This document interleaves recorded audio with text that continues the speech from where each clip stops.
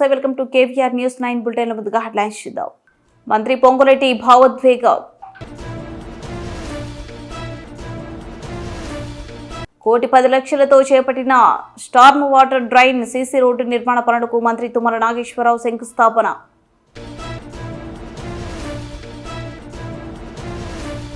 ముఖ్యమంత్రి సొంత జిల్లాలోనే రక్షణ లేకపోతే ప్రభుత్వ అసమర్థత కాదా? మాజీ మంత్రి రోజా.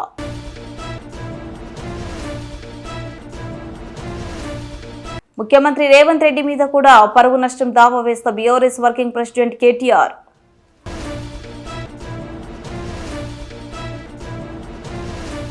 కుల నరేష్ రెడ్డి మృతదేహాన్ని సందర్శించి నివాళులర్పించిన తెలంగాణ రెవెన్యూ, గృహ నిర్మాణ, సమాచార శాఖల మంత్రి పొంగులేటి శ్రీనివాసరెడ్డి. ఆయన ఆత్మకు శాంతి చేకూరాలని దేవుని ప్రార్థించారు. అనంతరం మీడియాతో మాట్లాడారు.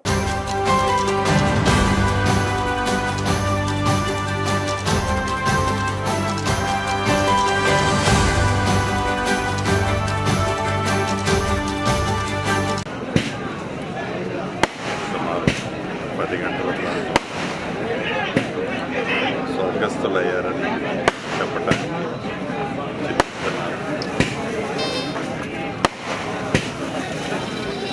రెడ్డి గారు 45 సంవత్సరాలు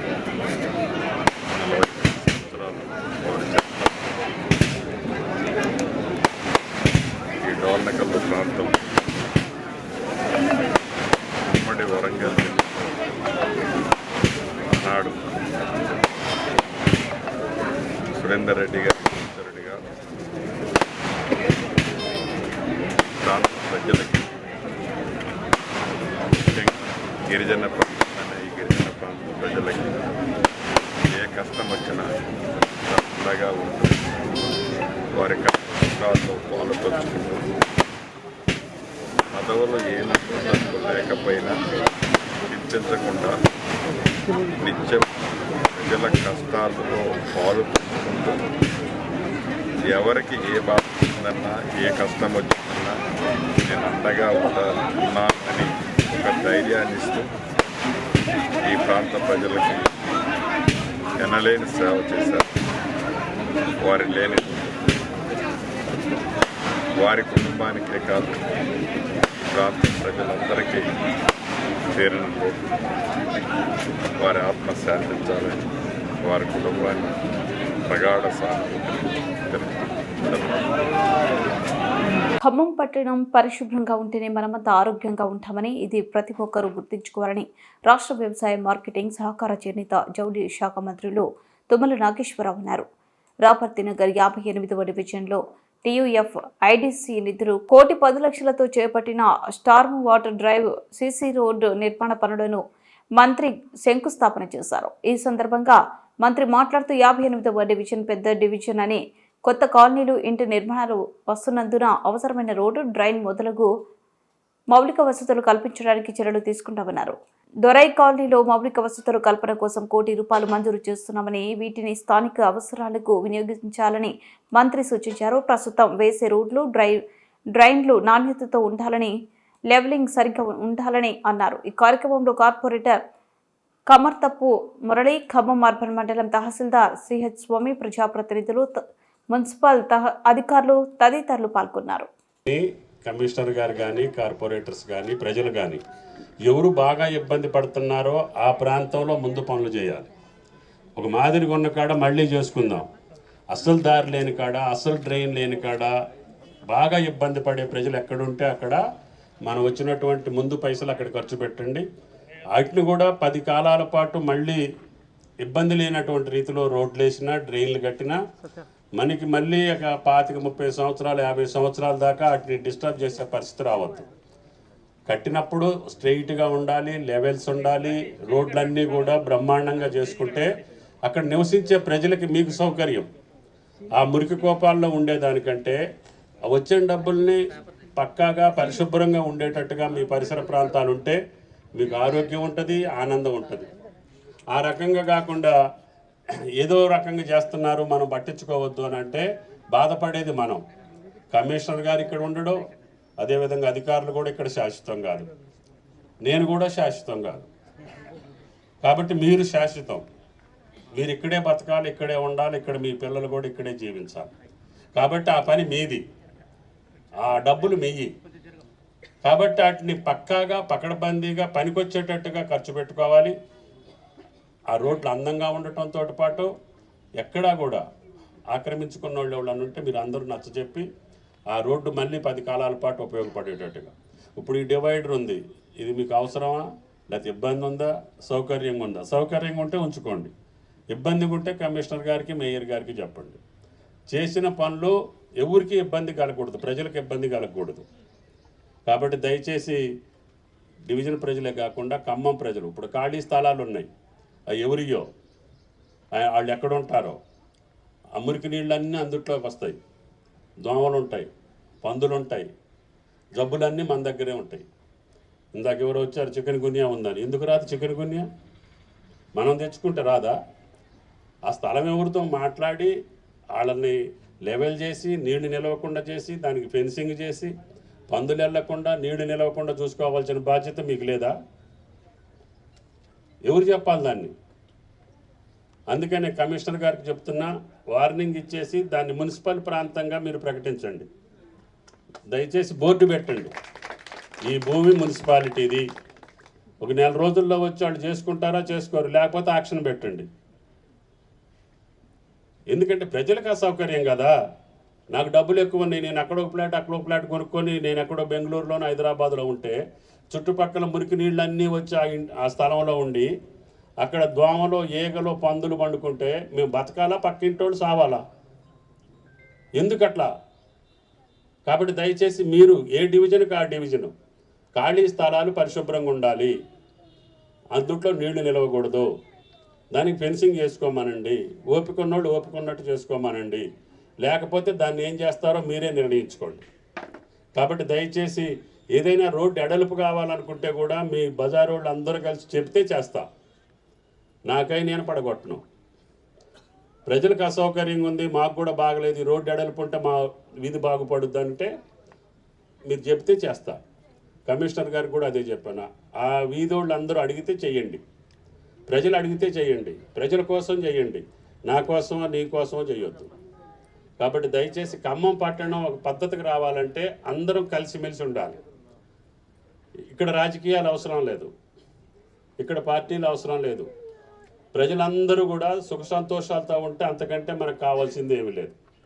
కాబట్టి దయచేసి నాకు ఎంత శక్తి ఉంటే అంత ముఖ్యమంత్రి గారిని అడిగి నిధులు తీసుకొచ్చి ఖమ్మం పట్టణానికి గతంలో చేసిన పనులు కొన్ని అసౌకర్యంగా జరిగినాయని, కొన్ని అవకతవకలు జరిగినాయని, కొన్ని అవినీతి జరిగినాయని, గోళ్లపాడు ఛానల్ని మూసేశారని, లకారం సర్ప్లస్ వేర్ని మూసేశారని, దానివల్ల వరదలు వచ్చినాయని, ఇవన్నీ మనం చూస్తున్నాం. పొంగనూరు బాలిక కిడ్నాప్ హత్యపై మాజీ మంత్రి రోజా దిగ్భ్రాంతి వ్యక్తం చేస్తూ వీడియో ద్వారా స్పందించారు. ఆడపిల్లలు ఉన్న తల్లిదండ్రులు పిల్లలను స్కూల్కి పంపాలంటే భయమేస్తుందని, ముఖ్యమంత్రి సొంత జిల్లాలోని రక్షణ లేకపోతే ప్రభుత్వ అసమర్థత కాదా అంటూ ప్రశ్నించారు రోజా. గత నెల 29న అదృశ్యమైన పాప 4 రోజుల పాటు ఆ సమీప ప్రాంతాల్లోనే ఉన్న ప్రభుత్వ నిర్లక్ష్యం కారణంగా గుర్తించలేకపోయారని ఆగ్రహించారు. వారం తర్వాత ఇంటికి 4 కిలోమీటర్ల దూరంలోనే బాలిక శవమై కనిపించిందంటే ఈ హోం డిప్యూటీ సీఎంలు ఏం చేస్తున్నట్టు అంటూ మండిపడ్డారు. చంద్రబాబు నాయుడు సొంత జిల్లా చిత్తూరు పుంగునూరు నియోజకవర్గంలో 7 ఏళ్ల పాపని కిడ్నాపర్లు మరి ఏ విధంగా తీసుకువెళ్లి చంపేశారో ఆ ఉదంతం చూస్తే నిజంగా ప్రతి ఒక్కరికి గుండె ద్రవించిపోతుంది. ఆడపిల్లలున్న తల్లిదండ్రులకైతే పిల్లల్ని స్కూల్కి పంపించాలంటేనే భయం వేస్తుంది. నిజంగా సొంత జిల్లాలో ఇలాంటి ఒక కిడ్నాప్ హత్య జరిగింది అంటే అది చంద్రబాబు నాయుడు గారి అసమర్థత కాదా, ఈ ప్రభుత్వం అసమర్థత కాదా అని నేను అడుగుతున్నా. ఎందుకంటే లాస్ట్ సండే 29వ తేదీన ఆ పాప రాత్రి అదృశ్యమైంది. 4 రోజులు ఆ చుట్టుపక్కల ప్రాంతాల్లోనే ఉన్నా కూడా పోలీసులు పట్టించుకోలేకపోయారు. ఎందుకంటే వాళ్ళకి నిర్లక్ష్యం. తల్లిదండ్రులు కంప్లైంట్ ఇచ్చినా పోలీసులు పట్టించుకోకపోవటం వల్ల ఆ అమ్మాయి ఆ ఇంటికి 4 కిలోమీటర్ల దూరంలో ఉన్న సమ్మర్ స్టోరేజ్ లో శవమై తేలింది అంటే మరి హోంమంత్రి ఏం చేస్తున్నట్టు, ఈ ముఖ్యమంత్రి ఏం చేస్తున్నట్టు, ఈ డిప్యూటీ ముఖ్యమంత్రి ఏం చేస్తున్నట్టు నేను అడుగుతున్నాను. ప్రజల్ని పట్టించుకోరు. ఆడవాళ్ళ భద్రత పట్టించుకోరు, చిన్న బిడ్డల్ని చంపేస్తున్నా కూడా పట్టించుకోరు. అసలు ఈ రాష్ట్రంలో ప్రభుత్వం ఉందా? పోలీసులు ఉన్నారా? అసలు ఏం చేస్తున్నారు వీళ్ళంతా? మాకు అర్థం కావట్లేదు. నిజంగా ఈరోజు ఈ రాష్ట్రంలో మీరు చూస్తే ఎంతసేపు పోలీసుల్ని తమ కక్ష సాధింపు చర్యల కోసం, తమ రెడ్ బుక్ రాజ్యాంగంలో ఎవరి పేర్లైతే రాసుకున్నారో వాళ్ళ మీద ఎలా తప్పుడు కేసులు పెట్టాలా, వాళ్ళని ఎలా కొట్టాలా, వాళ్ళని ఏ విధంగా కేసుల్లో ఇరికించాలా అన్న దాని మీదే పోలీసులు ఉపయోగిస్తున్నారు. కానీ ఈ రాష్ట్రంలో మహిళల భద్రత కోసం కానీ, పసిబిడ్డల భద్రత కోసం కానీ, చిన్న బిడ్డల భద్రత కోసం కానీ ఎప్పుడైనా ఉపయోగించారని నేను అడుగుతున్నా. మదనపల్లిలో ఫైల్ కాలితే హెలికాప్టర్లో డీజీపీ గారిని పంపిస్తారు. కానీ ఈ రాష్ట్రంలో ఆడపిల్లల్ని కిడ్నాప్ చేసినా, చంపేసినా, రేప్ చేసినా మట్టు హెలికాప్టర్లలో డీజీపీని పంపి ఆ ఫైళ్లకు ఉన్న విలువ కూడా ఆడపిల్లలకి లేదా మీ ప్రభుత్వంలో? ఈరోజు ఎంత సిగ్గుచేటంటే ముఖ్యమంత్రి గారి సొంత జిల్లా చిత్తూరులోనే ఇలా జరిగిందంటే ఇక రాష్ట్రంలో ఎలాంటి పరిస్థితులు ఉన్నాయో ఒకసారి ఆలోచించండి. మీరే చూసారు, గుడ్లవల్లేరులో 300 మంది ఆడపిల్లలు తమకు అన్యాయం జరుగుతుంది, బాత్రూమ్ లో కెమెరాలు పెట్టారని చెప్పి ఏడిస్తే కూడా వాళ్ళని భయపెట్టి, వాళ్ళని కొట్టి, లీవులు ఇచ్చి వాళ్ళ ఇంటికి పంపించేసి కేసు క్లోజ్ చేశారు. కానీ ఏ రోజైనా హోంమంత్రి గాని ఆ ప్రభుత్వం నుంచి ఎవరైనా ఒకరు పోయి వాళ్ళ ఆవేదన ఏంటి అని తెలుసుకుని దానికి పరిష్కారం చెప్పారా? ముచ్చుమరిలో 9 ఏళ్ల పాప ముక్కలేసి చేసి చంపేస్తే ఆ శవాన్ని ఇచ్చేదానికి కూడా మీకు సమర్థత లేదు. ఆ తల్లిదండ్రులు ముఖ్యమంత్రి గారు రావాలి, హోంమంత్రి గారు రావాలి, మా బిడ్డను మాకు ఇవ్వాలి అని చెప్పి అడుగుతుంటే కూడా పట్టించుకోలేదు మీరు. మీకు ఆడవాళ్ళంటే నిర్లక్ష్యం. నిజంగా అదే చంద్రబాబు నాయుడు ఎక్కడైతే నివసిస్తున్నాడో విజయవాడలో లోకేష్ నియోజకవర్గంలో ఒకే రోజులో 24 గంటల్లో 3 మైనర్ బాలికల మీద అఘాయిత్యం జరిగిందంటే ఇంతకన్నా సిగ్గుచేట ఏమైనా ఉందా? పరిపాలించేదానికి చంద్రబాబు నాయుడుకి కానీ, హోంమంత్రికి కానీ, లోకేష్కి కానీ అసలు అర్హత ఉందా నేను అడుగుతున్నాను. అసలు హోంమంత్రి గారు అయితే ఆమె పక్క నియోజకవర్గం యలమంచల్ నియోజకవర్గం రాంబిల్లిలో ఒక కుటుంబం, ఒక నేరస్తుడు తమ బిడ్డని బెదిరిస్తున్నాడు, కాపాడండి అని అడిగినా కూడా పట్టించుకోలేదు. ఆ నేరస్తుడు జైల్లో నుంచి బెయిల్ తీసుకొని వచ్చి ఆ అమ్మాయిని చంపేసినా కూడా దిక్కులేని పరిస్థితి. ఇంకెందుకు హోంమంత్రి? హోంమంత్రి ఒక ఆడపిల్ల, ఖచ్చితంగా ఆడవాళ్ళ గురించి తెలుసుకొని ఆడవాళ్ళకి న్యాయం చేస్తుందన్న నమ్మకంలో ఈరోజు ఏ విధంగా మట్టేశారో మనం చూస్తున్నాం. ఈ రోజు కూడా మీరు చూస్తే జగన్మోహన్ రెడ్డి గారు పుంగునూరుకి 9వ తేదీ వస్తున్నారు అని తెలియగానే ఎక్కడ తమ ప్రభుత్వ అసమర్థన పరిపాలన బయటకు వస్తుందో, రాష్ట్రంలో జరుగుతున్న అన్ని విషయాల గురించి జగన్మోహన్ రెడ్డి గారు అక్కడ ప్రస్తావిస్తే తమ పరువు పోతుందన్న భయంతో ఈరోజు ప్రభుత్వం, హోంమంత్రి పరుగులు తీస్తున్నారు పుంగునూరుకి. మరి ఎందుకు నీ పక్క నియోజకవర్గంలో నువ్వు వెళ్ళలేదు? ముచ్చిమరికి ఎందుకు వెళ్ళలేదు? గుడ్లవల్లేరుకి ఎందుకు వెళ్ళలేదు? అలాగే లోకేష్ గారి నియోజకవర్గానికి ఎందుకు వెళ్ళలేదు? బాధ్యత లేదా హోంమంత్రికి? బాధ్యత లేదా ముఖ్యమంత్రికి? బాధ్యత లేదా డిప్యూటీ ముఖ్యమంత్రికి? ఇప్పటికైనా జగన్మోహన్ రెడ్డి గారి మీద కక్ష సాధింపుతో ఆయన తీసుకొచ్చిన దిశ యాప్ని, దిశ పోలీస్ స్టేషన్ని, అలాగే మహిళా పోలీసుల్ని నిర్వీర్యం చేయటం కాదు, వాటిని బలోపేతం చేసి మహిళల్ని రక్షించే బాధ్యత తీసుకోండి. ఎందుకంటే ఇంతవరకు ఒక్క క్యాబినెట్ లో కూడా మీరు మహిళా భద్రత కోసం చర్చించలేదు, మహిళా భద్రత కోసం ఒక్క జీవో తీసుకురాలేదు, మహిళా భద్రత కోసం ఒక్క వ్యవస్థను కూడా తీసుకురాలేదు. కనీసం ఎప్పుడైనా బుద్ధి తెచ్చుకొని మిమ్మల్ని కన్నది కూడా ఒక ఆడదే తల్లి. అలాంటి వాళ్ళే ఈ రాష్ట్రంలో ఆడపిల్లలు ఉన్న విషయాన్ని గుర్తించి వాళ్ళని రక్షించే విధంగా మరి దిశ యాప్ని, దిశ పోలీస్ స్టేషన్ని, అలాగే స్పెషల్ కోర్ట్స్ ని, మహిళా పోలీసుల్ని బలోపేతం చేయండి. అండ్ ముఖ్యంగా మేము డిమాండ్ చేస్తుంది, పొంగునూరులో 7 ఏళ్ల ఆ పసిబాలికని చంపిన వాళ్ళని వెంటనే అరెస్ట్ చేయాలని కూడా డిమాండ్ చేస్తున్నాం. మహేశ్వరం నియోజకవర్గంలోని కందుకూరులో రైతు ధర్నా కార్యక్రమంలో బీఆర్ఎస్ వర్కింగ్ ప్రెసిడెంట్ కేటీఆర్ పాల్గొన్నారు. కేసీఆర్ రుణమాఫీ చేసిన వాళ్ళు కూడా రుణం తీర్చుకోండి అని రేవంత్ రెడ్డి అన్నారు. డిసెంబర్ 9వ తేదీన రుణమాఫీ చేస్తా అన్నాడు. మరి 10 నెలలు అయిపోయింది. మొదట ఈ రోజు సంతకం అన్నారు. 10 నెలలు అయినప్పటికీ ఇప్పటికీ రుణమాఫీ లేదు అని విమర్శించారు. సెక్రటరియట్లో లంక బిందెలు అంటాడు. లంక బిందెల కోసం దొంగలు కదా తిరిగేది. దేవుడు కనిపిస్తే ఆ దేవుళ్ళ మీద ఒట్లు వేసిండు. ప్రజల మోసపోయే వాళ్ళని నమ్ముతారని ముందే చెప్పిండ్రు. చిట్టునాయుడు కట్టేటోడు కాదు కూలగొట్టేటోడు అని మండిపడ్డారు. బోనస్ పేరుతో 500 ఇస్తా అన్నాడు. రైతు భరోసా ఏటా 15,000 ఇస్తా అన్నారు. ఇప్పుడు రైతు బంధు లేదు, రైతు భరోసా లేకుండా పోయింది. అటు కాకుండా ఇటు కాకుండా ఎటు కాకుండా పోయింది. రాష్ట్రంలో అన్ని వర్గాలను ఈ ముఖ్యమంత్రి రేవంత్ రెడ్డి మోసం చేశారన్నారు. ఇది ఆయన బాధ. కుర్చీగా కాపాడుకోవాలి ఎట్లన్నా చేసి.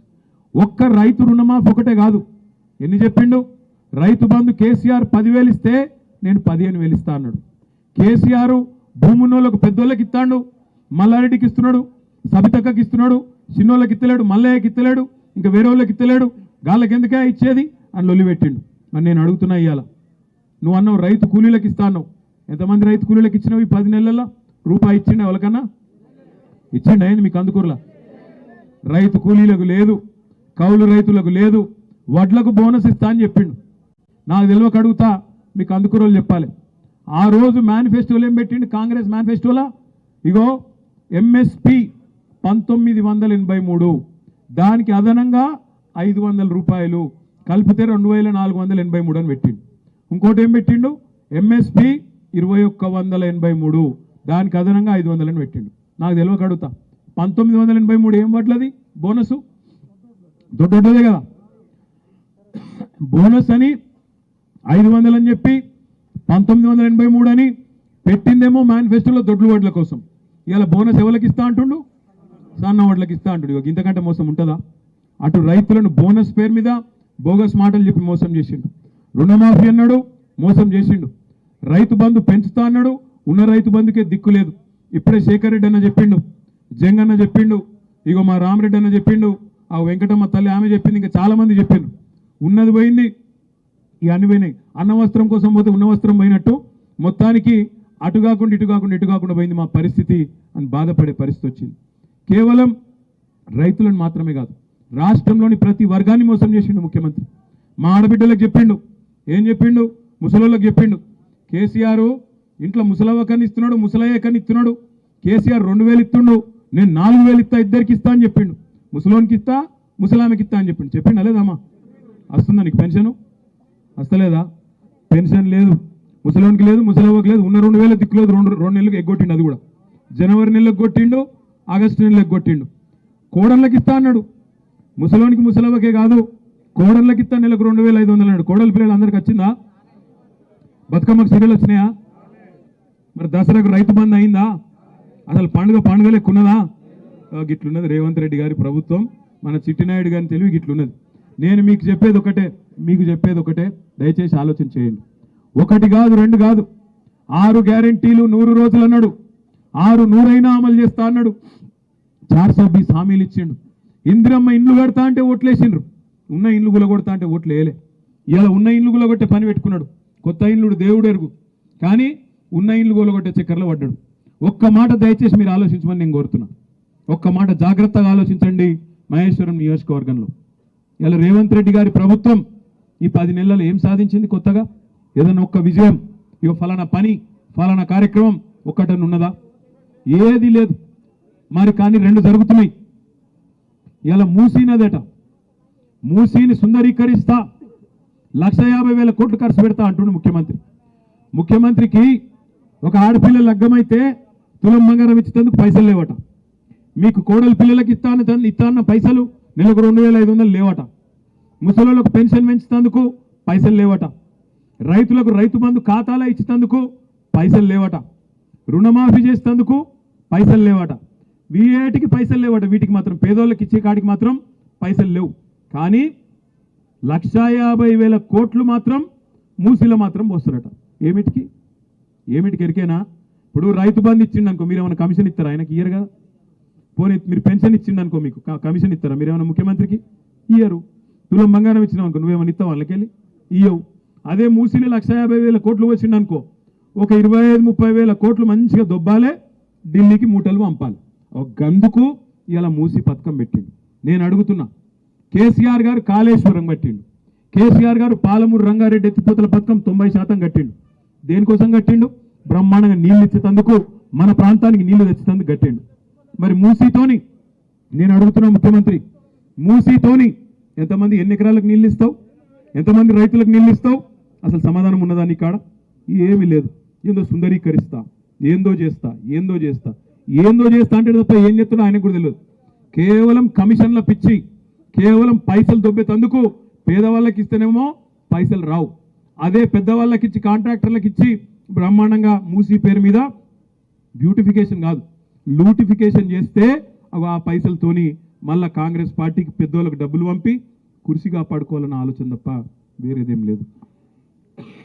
మీ అందరితో నేను ప్రార్థించేది ఒకటే, మా తమ్ముడు నీరటి శ్రీకాంత్ చెప్పిండు, అన్నా ఫార్మా సిటీ మీరు సరే మేము కొట్లాడినాం కొంతమంది మా నాడు, అయినా మమ్మల్ని ఒప్పించి మెప్పించి మాకు ప్లాట్లు ఇస్తామని, ఇక్కడ పరిశ్రమలు వస్తే మాకు ఉద్యోగాలు వస్తాయని మీరు చెప్పి 14,000 ఎకరాలు 7 ఏళ్ళు కష్టపడి మీరు తీసుకున్నారు.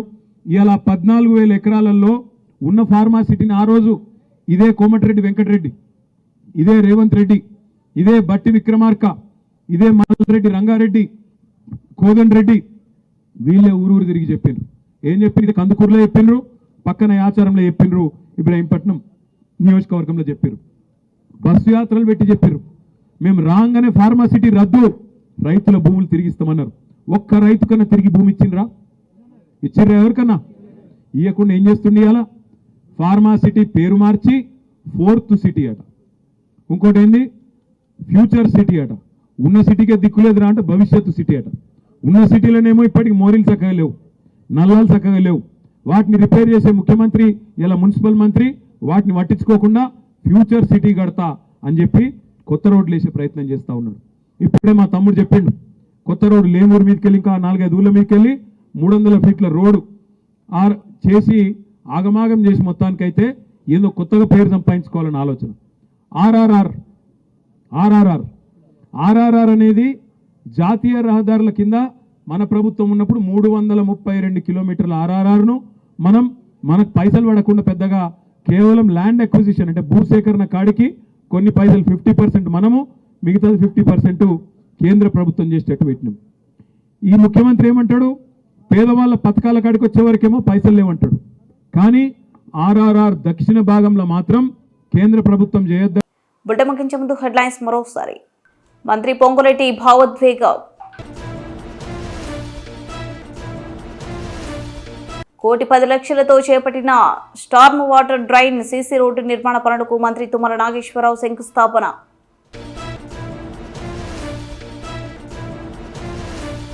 ముఖ్యమంత్రి సొంత జిల్లాలోనే రక్షణ లేకపోతే ప్రభుత్వ అసమర్థత కాదా? మాజీ మంత్రి రోజా.